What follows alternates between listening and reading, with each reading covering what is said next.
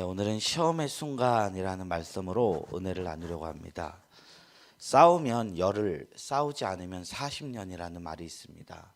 이 말은 이스라엘 백성들이 출애굽을 하던 당시에 가데스 바네아, 약속의 땅 가나안의 초입이죠.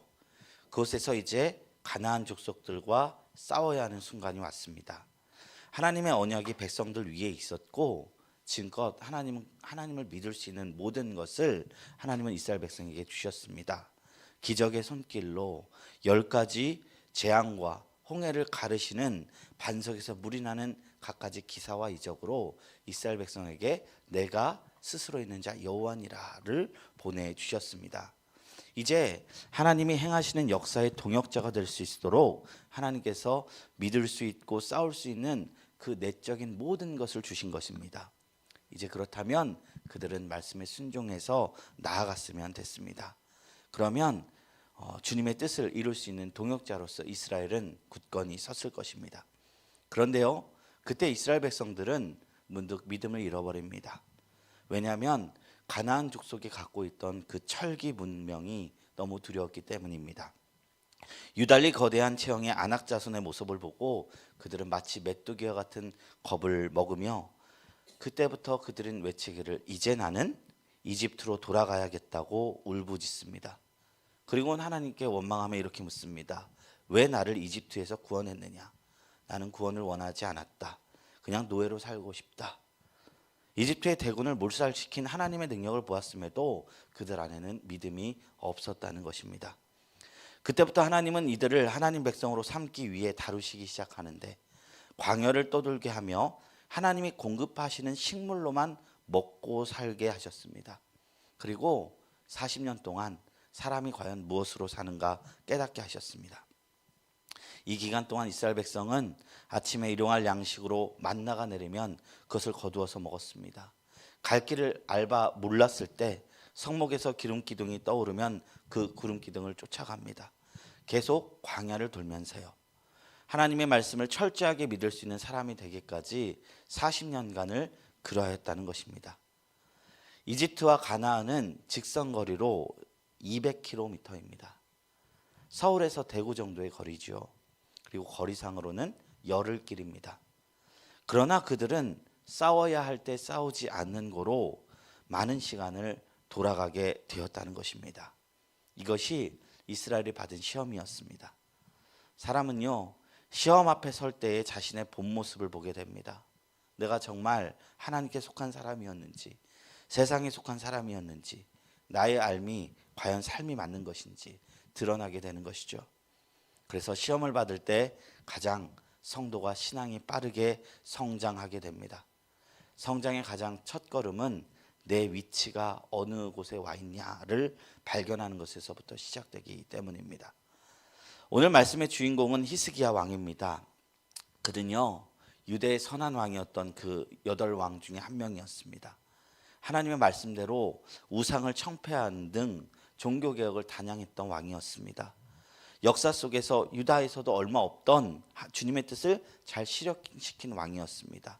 그래서 성경이 5절 말씀에 어떻게 표현하느냐, 히스기야가 이스라엘 하나님 여호와를 의지하였는데 그의 전후 유다 여러 왕 중에 그러한 자가 없었다라고 표현할 정도였습니다. 그래서요, 오늘 말씀의 전반부는 히스기야가 행했던 선한 업적을 이야기하고 있어요. 그러나 우리가 성경을 읽어보면 한 가지 발견하는 사실이 있는데 성경은 어떤 인간도 완벽한 모습으로 묘사하지 않습니다.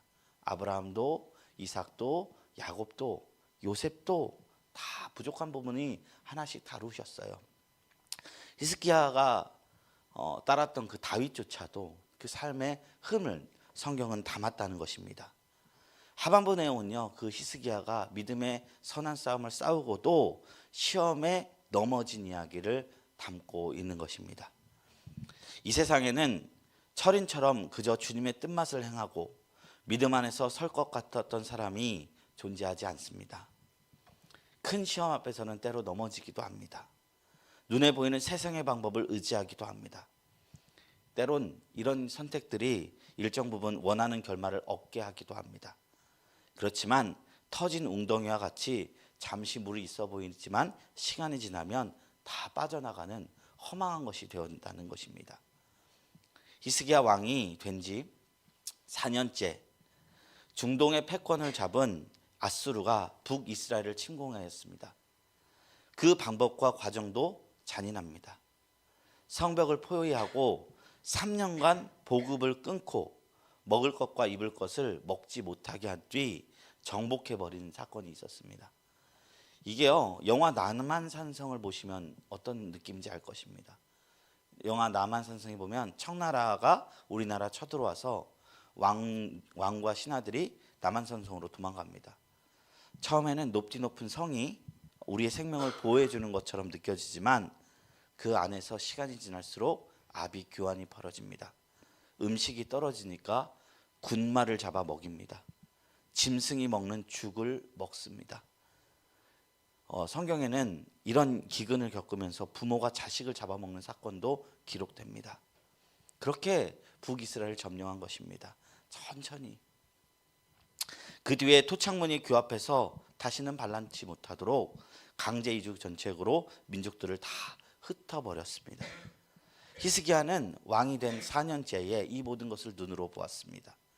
그리고 나서 아수르는 이제 히스기야가 다스리는 남유다까지 침공하려 한 것입니다.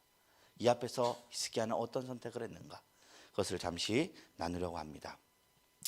첫 번째 질문입니다. 이 첫 번째 챕터는 히스기야의 선한 업적들을 소개하는 것으로 시작됩니다. 히스기야가 단행한 개혁들이 무엇이었습니까? 4절 보면요, 산당들을 제거하고 주상들을 깨뜨리며 아세라 목상을 찍으며 모세가 만든 놋뱀도 부수었습니다. 여기 특별한 게 모세의 놋뱀이 있다는 것입니다. 산당도 주상도 아세라 목상도 가나안의 토착신이니까 그러하지만 모세가 만든 놋뱀조차 우상이 되었다는 것입니다. 이 놋뱀은 어떤 것이었냐면 이스라엘 백성들이 하나님 향해 원망했을 때 그들이 다 불뱀을 하나님이 준비해서 죽이려 했을 때 모세가 중보하자 하나님이 구원할 길로 놋뱀을 만들어서 그걸 쳐다보게 하라, 그들은 살리라 했습니다. 그래서 그것을 보고 백성들은, 본 사람들은 생명을 얻었어요. 그러나 그 놋뱀이 중요한 것이 아니라 그것을 행하신 하나님을 바라보지 않고 이 놋뱀은 시간이 지날수록 어떤 상징물이 됐다가 점차 우상이 되었다는 것입니다. 그런데 히스기야는 이 모든 것을 담대하게 없애버리는 매우 철저한 개혁을 감당했습니다. 그러니까 하나님께서 히스기야에게 형통함을 선물로 주셨습니다. 6절 7절 말씀인데 곧 그가 여호와께 연합하여 그에게서 떠나지 아니하고 여호와께서 모세에게 명령하신 계명을 지켰더라. 여호와께서 그와 함께 하심에 그가 어디로 가든지 형통하였더라. 저기 아수르 왕을 배반하고 섬기지 아니하였고. 히스기야가 왜 형통할 수 있었느냐? 하나님을 떠나지 않고 계명을 지키며 하나님이 그와 함께 했기 때문인 것입니다. 형통하다는 말은요, 승리하다라는 뜻이 있습니다. 그래서 전쟁에 나갈 때도 이 형통이라는 단어, 샤칼이라는 단어를 씁니다. 이를 통해서 히스기야는 어디로 가든지 전쟁이든 삶이든 어떤 영역에서도 다 승리함을 겪었다는 것입니다. 그가 승리할 수 있었던 건 그가 하나님을 의지하고 하나님께 연합하여 있었기 때문이었습니다. 히스기야가 여호와를 전적으로 의지하며 살았을 때 그는 삶 속에 계속해서 형통함을 경험할 수 있었다는 것입니다. 그런데요, 이 위대한 왕 히스기야가 시험에 빠지는 순간이 찾아오게 됩니다. 그것은 무엇이냐면 아수르 왕 사네립이 유다의 성읍들을 점령하기 시작했다는 거예요. 9절에서 11절 말씀에 보면 히스기야 왕 제4년에 아수르 왕 살마네셀이 북왕국의 수도 사마리아를 함락하고 이스라엘 백성을 아수르로 잡아갔습니다. 호세아는 3년 동안 점차 이스라엘이 몰락하는 것을 보았습니다. 아수르는 어떤 땅이든 정복하면 그곳에 있는 백성을 타국으로 흩어버리고 그 땅에 외국인을 정착시켰습니다. 그래서 아예 나라의 정신을 부숴버린 겁니다. 거룩한 나라 이스라엘 정책정 자체를 말살했다는 것입니다. 그런데 여기서 히스기야가 두려움을 느낀 것입니다. 역대기에 나오는 히스기야에서는 그가 교만해서 하나님이 치신 형벌로 묘사를 하는데, 오늘 열왕기하 본문에서는 강조점이 거기에 있지 않습니다. 어디에 있냐면 하나님을 의지하지 않고 세상 지혜를 의지한 것을 지적하고 있어요. 북왕국 이스라엘이 멸망한 이유는 무엇이었냐면 백성들이 언약을 어기고 여호와의 말씀에 불순종했기 때문이었습니다. 이스라엘은 하나님의 말씀에 수백 년간 불순종했습니다. 하나님이 어느 순간 하루에 딱 멸망시키는 그런 분 아니시고 오래 참고 선지자를 통해서 하나님의 뜻을 보내주신 분이에요. 이때에 이스라엘은 어떤 상황이냐? 엘리야가 왔고 엘리사가 왔고 예후, 하사엘 다 하나님이 기름 부으셔서 개혁하라는 사람들이 개혁하고도 다시 타락한 수준의 나라였다는 것입니다. 그래서 하나님은 하나님의 때에 이르러 그들을 심판하시고 그들을 흩으셨습니다. 그렇다면 히스기야가 받아야 할 교훈은 무엇이었냐면, 이 하나님의 심판 앞에 겸손히 주님을 의지하고 하나님을 잘 섬기는 초창기의 모습으로 살아가야 했다는 것이죠. 그런데요, 이 사네립의 공격 앞에 히스기야는 기도하지 않았습니다. 그가 선택한 타겟층은 무엇이었느냐? 정치적인 방법을 썼다는 것입니다. 사네립에게 성전과 왕국 곳간을 열어서 은 300달란트, 금 30달란트를 조공으로 바쳐서 우리를 침략하지 말아 주십시오. 지금 생각해 보면 1달란트가 거의 60kg의 금이래요. 30달란트면은 600, 한 1800kg의 1톤이 넘는 금입니다. 요즘 금값이 장난 아니죠. 3g에 30만 원이라고 하죠.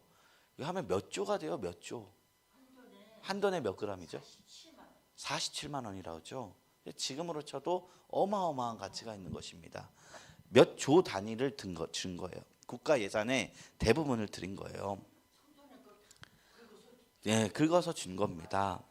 그런데 하나님은 사실 이 시기에 히스기야에게 시험 문제를 낸 것입니다. 이 위기의 순간에 너는 누구를 의지하느냐? 히스기야는요, 세속적인 임기응변 방식으로 세태를 해결하려 합니다. 말씀에 순종함으로써 형통한 삶을 산 것과 대조되게 내가 줄 것을 주면 상대방도 하지 않을 것이다. 이런 방식으로 이제 정치공학적으로 오를 수 있어요. 그러나 그런 방법으로 문제를 해결하려 했다는 것입니다. 이게 이사야 선지자가 유다 백성에게 말한 너희가 웅덩이를 팠는데 스스로 터진 웅덩이를 판 것이니라, 이런 말씀이라는 것이죠.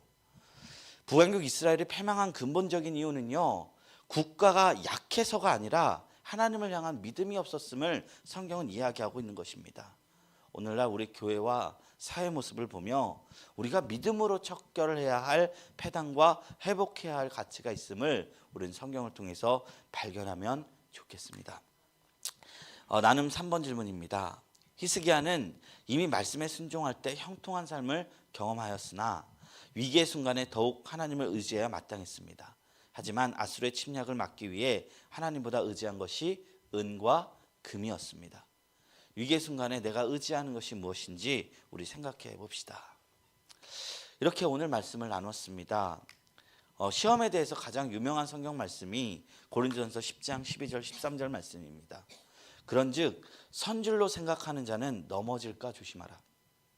사람이 감당할 만한 시험 밖에는 너에게 당한 적이 없나니 오직 하나님은 미쁘사 너희가 감당치 못할 시험 당함을 허락지 아니하고 시험 당할 즈음에 또한 피할 길을 내사 너희로 능히 감당하게 하시느니라.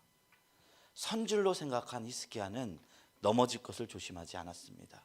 그래서 그 하나님의 시험 앞에 결국 오답을 체크하고 말았습니다. 신앙은 하나님과의 관계이기 때문에 계속해서 이어가는 것입니다. 우리는 과거에 몇 번 신앙 안에서 맛본 승리의 경험들이 있을 줄로 믿습니다. 그러나 그것들이 오늘날 나의 신앙을 보증하지 않는다는 것을 기억했으면 좋겠습니다. 오히려 신앙의 열차가 깊어질수록 하나님은 더 알면 알수록 더 깊게 하나님을 의지할 수 있어야겠습니다. 더 큰 시험을 뚫고 갈 수 있어야 되겠습니다. 그것이 시험을 이기는 비결입니다. 주님을 의지합시다. 주님을 의지하는 것이 모든 시험을 뚫는 오직 한 가지 기름을 기억했으면 좋겠습니다. 이 시간 우리가 기도할 때 우리는 다른 기도하지 아니고 이런 기도했으면 좋겠습니다. 하나님, 저희의 믿음 없음을 도와주십시오. 그 자녀가 예수님 앞에 나왔을 때 할 수 있거든이 무슨 말이냐, 믿는 자의 능치 못함이 없으리라 가르침을 받았을 때 그 자녀의 병든 아버지가 주여 나의 믿음 없음을 도와달라 했습니다. 하나님은 우리의 믿음 없음을 붙잡아 주시고 믿음을 선물로 주시는 분이십니다. 이 믿음 안에 하나님이 허락하신 형통함이 가득하게 해달라고 기도했으면 좋겠고, 오늘 우리 안에 있는 모든 기도 제목들을 하나님 앞에 올려드리며 나갔으면 좋겠습니다. 우리 다 같이 주여 삼창하시고 기도하며 나갑니다.